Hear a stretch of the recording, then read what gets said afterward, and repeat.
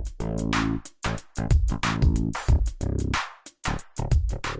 would like to thank both faction for joining us to discuss their business strategy and how they came out at the top of the class. We have here with us Christine Zahn, Bethany Mitchell, Gabriel Rabette, Matthew Laxton, and Tyler Allen. To start us off, what was your company's business level strategy? We didn't necessarily just use one business level strategy. We used a combination of low cost and differentiation strategies. This proved to be the best route for us and made us stand out as the top competitor in this market. How would you say your company executed these strategies? For low cost strategy, we implemented plant upgrades early. With this, our higher quality plants were applied to all the capacity built in future years without adding any additional cost. We also invested in TQM and the highest level of best practices training. Our investment in these factors led to the higher quality of our product with lower rejection rates. We also implement a differentiation strategy. We produced 9-star shoes and had high focus on enhanced styling and features on our shoes. Not only were they of extremely high quality, they were of high fashion. With this outlook, we were attempting to capture the high-end market of the branded label demand exactly. We aimed to supply both the branded market with the exact amount of the shoes being demanded, no more, no less. We made sure not to oversupply the market. The rest of our capacity was placed into the private label. We made calculated and precise bids to ensure maximum profitability. We know there could be high margins in the high-end market as long as we were being efficient. What was your competitive advantage, and was it temporary or sustained? Our sustained competitive advantages included having 9-star shoes as opposed to 6 or 7, which were the industry standard. And we also had higher margin over direct costs. We also tried to build capacity in Latin America, which really helped keep our costs low. And then we also trained employees in the best practices. One more thing we did to have a sustained competitive advantage is we spent less on administrative and advertising costs. Our temporary competitive advantages were that we bid on celebrities occasionally, and then we also lowered wholesale and internet prices to drive competitors out of our market. If the company was at a competitive disadvantage, what steps were taken to remedy the situation? When we had a competitive disadvantage, we would first look to compare how our financials suffered from the disadvantage to find out how much damage had been caused, then assess if that disadvantage was part of our corporate strategy and determine how important it was to fix in the upcoming year. At the same time, we would look at our company's performance by checking our personal expectations for the company as well as the investors' expectations. We would need to see if we would reach the growth we are looking for in the next year.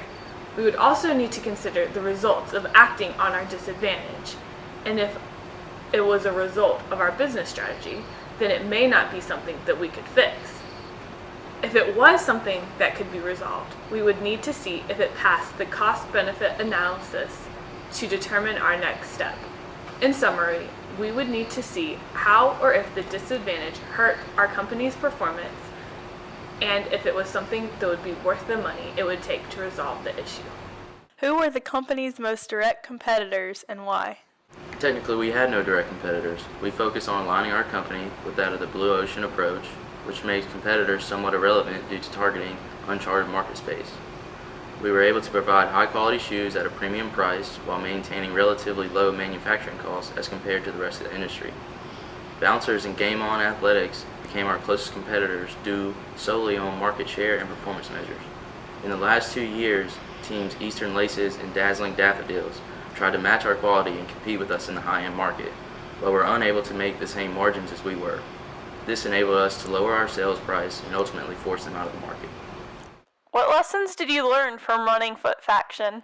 During my 10 years at Foot Faction, I learned a few lessons, and the first few lessons I learned was how to respond to competitors. In the beginning of our game, we had to define our competitors, and then we had to figure out which competitors did we really want to respond to.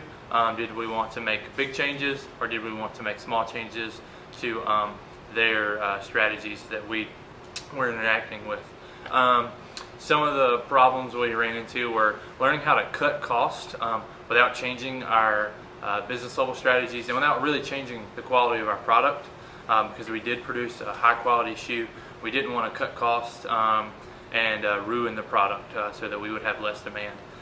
We also learned how to respond to just market changes, just the demand that there was for our shoe, the demand there was overall in the entire industry. And lastly, we learned a lot about how to forecast, how to look at other companies, see what their normal tendencies were, and just focus on how we could take advantage of what they might do. What would you do if you continued into the future? So if we were to continue, I think we would keep the same strategy and go for a higher-end product. We knew in the beginning of the game there were high margins with a high-end product, and so we attempted to be a low-cost leadership and educate our employees. So we felt like that was a very good idea. It worked out for us. We were able to charge a premium for our high-quality product while yet being able to produce our high-quality product at a significantly lower price than most of our competitors. So I guess being number one 7 out of 10 years was a good thing. So I guess we would just continue with our current strategy moving forward into the future.